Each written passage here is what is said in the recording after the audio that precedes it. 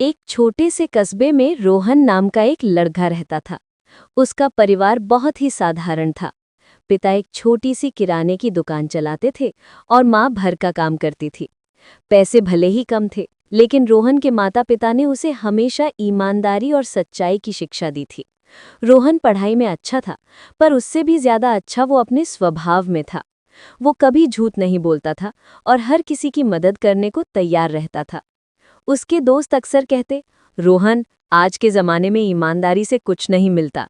लेकिन रोहन हमेशा मुस्कुराकर कहता, शायद देर से मिले, पर सही रास्ते पर चलने का सुकून सबसे बड़ा इनाम है। एक दिन उसके पिता बीमार पड़ गए, दुकान बंद करनी पड़ी और घर की आर्थिक हालत बिगड़ने लगी। कई बार घर में खाने तक के पैसे नहीं होते थे।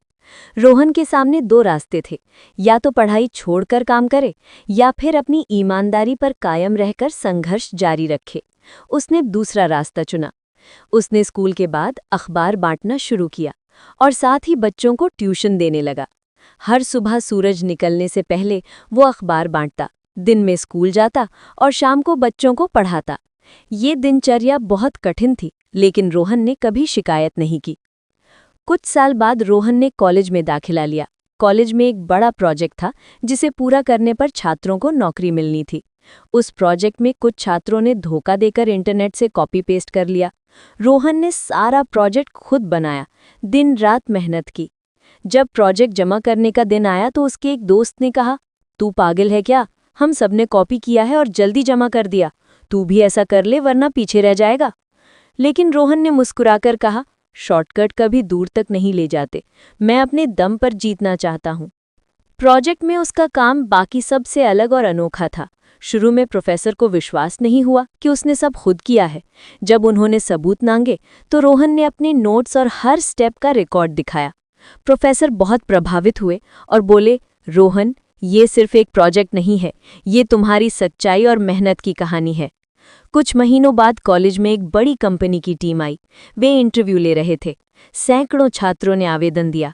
जब रोहन का नंबर आया तो इंटरव्यूअर ने उससे पूछा, अगर तुम्हारे सामने दो रास्ते हों, एक ईमानदारी वाला लेकिन मुश्किल और दूसरा आसान लेकिन गलत, तो तुम क्या चुनोगे?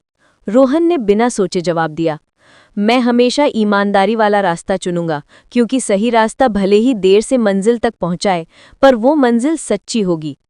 उसका जवाब सुनकर सब इंटरव्यूअर प्रभावित हुए। अगले ही दिन कंपनी ने उसे नौकरी के लिए चुन लिया। ये उसके जीवन का सबसे बड़ा दिन था। उसने घर जाकर माता-पिता को गले लगाया और कहा, आपकी दी हुई सच्चाई की सीख आज मेरी सबसे बड़ी ताकत बनी। रोहन ने नौकरी शुरू की और अपनी लगन और ईमानदारी से काम किया। कुछ ही सालों में वो कंपनी में मैनेजर बन गया।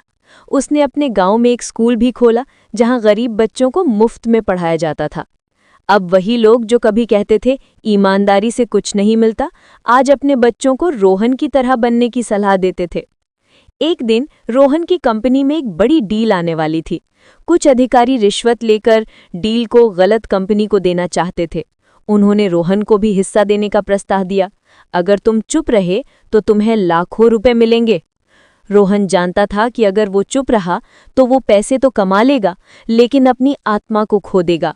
उसने बिना डरे सारी सच्चाई ऊंचे अधिकारियों को बता दी। भ्रष्ट अधिकारी पकड़े गए और कंपनी ने रोहन को और भी ऊंचा पद दे दिया।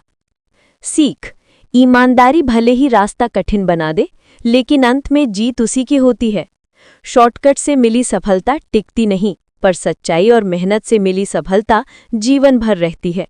हमेशा सही रास्ता चुनो, क्योंकि वही रास्ता तुम्हें सच्ची मंजिल तक पहुंचाता है। निष्कर्ष, रोहन की कहानी हमें सिखाती है कि सच्चाई और ईमानदारी कभी बेकार नहीं जाती। वे हमारी सबसे बड़ी ताकत होती हैं। अगर हम अपने सिद्धांतों पर डटे रहें और हर परिस्थिति में सही का साथ दें, तो जीवन हमें वही लौटाता है जो हम डिजर्व करते हैं, सफलता, सम्मान और संतोष।